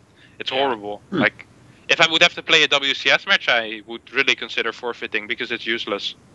But playing from America to Europe is a lot better than Europe to America, I find. How does that work? It depends a bit on where you are in America, though. I don't know, man. It depends how your ISP routes as well. So it depends on your own company within your own country. So there's so many variables. Every player is going to be different. Yeah. When I was in Germany, I had great ping to NA. Like, I could play, and I wouldn't even feel that I was playing on NA. I think it was kind of the same from Grubby's house, but when I'm at my own house, I can't play unless it's evening. It's like in the evening, I can play fine after like 9 or 10. So that's why the Red Bull qualifiers were a bit easier for me. Like, I had decent ping, actually quite good ping, but otherwise it's so hard. Okay. I'll jump down a couple more questions. It's been an action-packed summer. How do you feel about the current tournament saturation in the SC2 scene? Enough? Too many? Not enough? Seems healthy right now, doesn't it? Sometimes there's a bit too many, I guess. Like, we had a weekend where there was Red Bull and there was another tournament at the same time, wasn't it? Some time ago? I can't remember, man. There's a lot of we do have some tournaments doubling up now. Like, we have KESPA Cup, Dreamhack, and then there's a few more that are going to happen later in the year too. Exactly. But I think in general... Oh, sorry? Yeah. Okay. I feel like that there's a bit too many tournaments as a spectator. And I would kind of say that you can't get too many tournaments as a player, but you kind of can if you consider BlizzCon. Like, if you want to get as many WCS points as you can, you have to go to, like, all these tournaments. You have to go full snoot and just travel 24/7, which I'm kind of not prepared to do. So, yeah, I think there's a bit too many events with WCS points in too short amount of time. Yeah, that's fine. Also, I think... something different though. They should lower WCS points for tournaments lower the WCS points for EU and NA and higher them a lot for GSL. It feels like the people who have the richest teams and that can travel the most just get the most points. Like, even if you get like round of 8 and round of 16 every single time, it's like another 100 or another 200 points, and you have to get like second in GSL or whatever, and you can get like round of 8 at Dreamhack 4 times, and it's almost the same amount of points, and I don't think that's right. So I think they should really lower the points for standalone tournaments, IEM, Dreamhack, blah blah blah. But it kind of depends on what you want BlizzCon to be. Like, do you want it to be like skill-wise the top 16 players in the world, or do you want to have like the one that's competing the best in tournaments? Like, do you want to award the Korean for staying in Korea and just playing Korean tournaments, or do we want to reward them from going overseas and actually trying to play foreign? That's a good question. It's a really good question, because if you do want it just to be the top skill, why don't we just take, we just take this top 8 of GSL and just put them in, Maybe take out Solar and put Pig in there, but it's a good question though. Okay, let's jump down to another one from Feed Me Soma. Bad question, but Bunny, what's the logic between the 2 base marine tank thing you always do TVZ on Nimbus? Wow, always do. That's a bit of always. I think I used it twice. I did it every game. I think I did it against Snood and Gfinity, and it somehow won. But, well, the logic behind it is that there's 3 things. The first one is that it's a lot better versus someone who goes Mutalinked Banelink than versus someone who goes Roach. And there's not a lot of Zergs that will play Roach and Nimbus. The second one is that I didn't really feel comfortable on Nimbus playing a macro game at the time. Now I feel a lot more comfortable with it, but at the time, yeah, I didn't really like going for a macro game. And the third thing is that a lot of people won't expect a 2 base all-in on Nimbus, so that's pretty good. The second time I did it was against Xian at Red Bull, and it should have worked, but I kind of messed up. I was so mad after that. He even came up to me after the game and was like, hey, your 2 base all-in should have worked. I didn't know you were doing a 2 base all-in. Like, thanks, Xian. Now I feel a lot better. Yeah. It's okay, pretty cool. Good. Yeah. Next question from Cass09. Artosis, what's the general Korean scene's opinion on the changes? It's actually Chuseok, Korean Thanksgiving right now, so I'm on my little foreigner island, not talking to anyone for a couple more days. Let you know next week. Do maybe just a couple more and close this out. From P Cakes the Aod. What in the hell? Okay. Why do strategies that seem super good just sort of fall off the standard meta, even though nothing really changes to affect them? Now, of course, this isn't like it's quite a wall of text here, but this is actually kind of a good question, I think, for people, because they don't get to see necessarily, that if you watch just tournaments and stuff, 1 week of GSL will be completely different from the next. But why does that change, and people can't just see that change in real life in tournaments and stuff? That's a really good question, right? Because I guess they don't see the practice on the ladder and the hundreds and hundreds of games every week where strategies just stop working. And I think this is only part of the answer, but for me, I always think of StarCraft as a game which you can't really perfect, right? But when it comes down to what builds you choose and how people are playing in tournaments and at the highest level, a lot of it comes down to what you're comfortable against and what you're, as you get more comfortable and more practice against something, it just generally becomes much easier to play against it. So this is why the meta is constantly evolving, because people over time, they just get so refined in their response to something, and they get so good at identifying the tells, and they can be such small tells which identify, and if you can identify things early enough in StarCraft, it's very easy to go from there. So I think over time, especially when something's very powerful, everyone of the other races facing it, they focus in on this. If you're on the receiving end of a very powerful build and you really figure out what do I need to do against this, and you practice hard. So sometimes it's the most powerful builds that actually get figured out the quickest, whereas it's the builds which we only see once in a while pop up and they don't gain popularity. They're the ones which can kind of remain unsolved for a very long time throughout kind of StarCraft history. Yeah. Yeah, I feel the same way. I think also a lot of the strong strategies that he's talking about are like all-ins. He's giving an example of like the Immortal all-in versus Terran and stuff.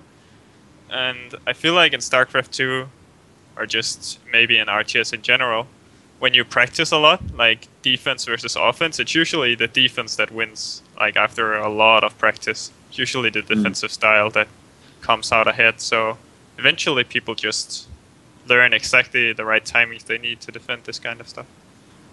Yeah. I have to completely agree with all that. All right, I think that's going to be just about it. We've been going for like 2 hours almost, so thanks, guys, for the questions. Hope you enjoyed the answers and the show overall. And, of course, thank you, 3 fine gentlemen, for coming on. I guess we'll do some shout-outs and get out of here. Why don't we start with you, Pig? Just a big shout out to everyone watching the show. You for bringing me on. Thanks you guys for talking StarCraft with me. And NVIDIA and my team, Exile5, for sending me over here to Europe. So I can actually do this show not at kind of midnight, 1 in the morning like it would be back home. Yeah. So, yeah. Just thanks everyone for watching and keep enjoying StarCraft. Cool. And Harstem? Here we go. All right. Thanks for having me, Dan. And wait, also thanks for Sam for doing the production this show. Let's not forget the guy behind the scenes. Of course, big thanks to my team Fnatic and their partners, sponsors, MSI, SteelSeries, ISO, Winamax, King of Shaves, Avast, Antivirus, Azubu, and DX Racer. And yeah, that's it. Excellent. And Bunny? Yeah, thanks Dan for having me on. Thanks to my team, Team Liquid, and the sponsors HyperX, Razer, Twitch, Need for Seed, and Shiny Things. And you can follow me on Twitter, liquid_bunny. And I'll do my best to get to BlizzCon this year. I still have a decent shot, so... Yeah. Me too. You do? Yeah, if I win WCS EU and get some points... Why are you laughing, man? Well, you think that's funny? I'm sensing this was a pretty realistic goal. Yeah, I win WCS EU, and I get some points at Dreamhack Stockholm, and I'm basically like 50% of the time I will be in. So I still have I think I have quite a good shot. Like, man, you're laughing now. Wait until you see what I'll do with all those points. Yeah, I would love to see you do that. Yeah, man, you're gonna see. Can't wait. All right. So thank you guys so much for coming on. It's been a very fun show. And Simon is actually on vacation this week, so we have Sam helping us out. Thank you much to him for producing this show for us. When I glanced over, it looked like he was doing a great job, so cheers to him. And that's just about it. I'm not sure exactly the time and day next week for meta. There definitely will be a meta next week, but I have a bunch of casting next week, so I'm not exactly sure of my schedule yet. So thanks for watching Meta, and check out scdojo.com, and we'll see you later.